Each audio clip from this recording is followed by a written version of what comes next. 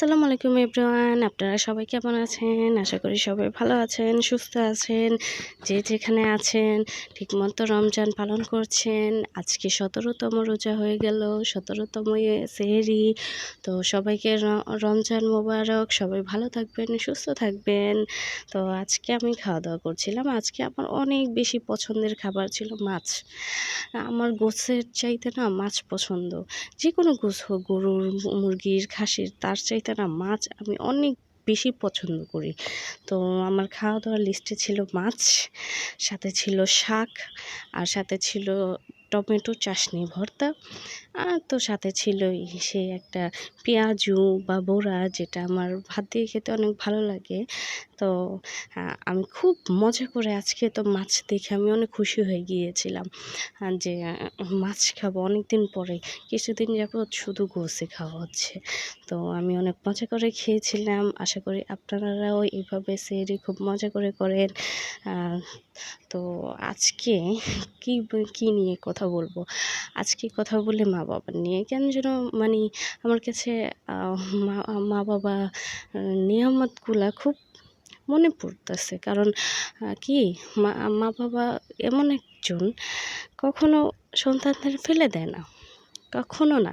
সন্তান যতই খারাপ হোক, তাদের ভরণ-পোষণ না দিক, নেশাগ্রস্ত থাক বা অবাধ্য থাক, যেকোনো ক্ষেত্রে মা-বাবা কখনো সন্তানকে ফালায়া দেয় না। সন্তানকে আগলে রাখে। হ্যাঁ, সন্তান মা-বাবাকে ফালায়া দেয়, কিন্তু মা-বাবা কখনো সন্তানকে ফালায় না। আমি আমার মা-বাবার অনেক অবাধ্য মেয়ে ছিলাম। কথা শুনতাম না। কিন্তু মা-বাবা আমাকে ওই মুহূর্তে সাপোর্ট করছে, ওই মুহূর্তে আগলায় রাখছে যখন আমার খুব দরকার ছিল মা-বাবাকে অনেক বেশি। মানে আল্লাহ পাক যখন মানুষকে বিপদগামী করে না, অনেক বাজেভাবে করে যে সামলানো মুশকিল হয়ে যায়, সহ্য করা কঠিন হয়ে যায়। সেই মুহূর্তে এমনও সময় আমারও আসছে। ওই একটা মুহূর্তে আমাকে আগলে রাখছে আমার মা-বাবা। তো আমি তাদের জন্য অনেক দোয়া করি। অনেক, অনেক আল্লাহ তাদেরকে ভালো রাখুক, সুস্থ রাখুক। কখনো কাউকে এতিম না করুক এই পৃথিবীতে। আসলে কি, এই স্বার্থপর পৃথিবীর মাঝে না কোনো এতিম এসে দাঁড়াইলে না কি হয়, মানুষ তাকে অবহেলা, লাঞ্ছিত করে। অথচ মা বা বাবার মতো ছায়া যদি মাথার উপরে থাকে না, কেউ তার কিচ্ছু করতে পারে না। তো আল্লাহ এত বড় নিয়ামত থেকে কাউকে বঞ্চিত না করুক, সবাইকে ভালো রাখুক, সুস্থ রাখুক, মা বাবার ছায়ার নিচেই রাখুক। আসলে কি, আমরা এই জিনিসটা বুঝি না, আমরা এই জিনিসটার মর্ম দিতে পারি না। আমরা ভাবি কি মা বাবাকে কোনো জিনিস নিষেধ করলে হয়তো বা আমাদের খারাপের জন্য। না, তারা কিছু করলে সেটা আমাদের ভালোর জন্যই হয়। তারা শাসন করলে আমাদের ভালোর জন্য হয়, আবার আদর করলেও সেটা আমাদের ভালোর জন্যই হয়।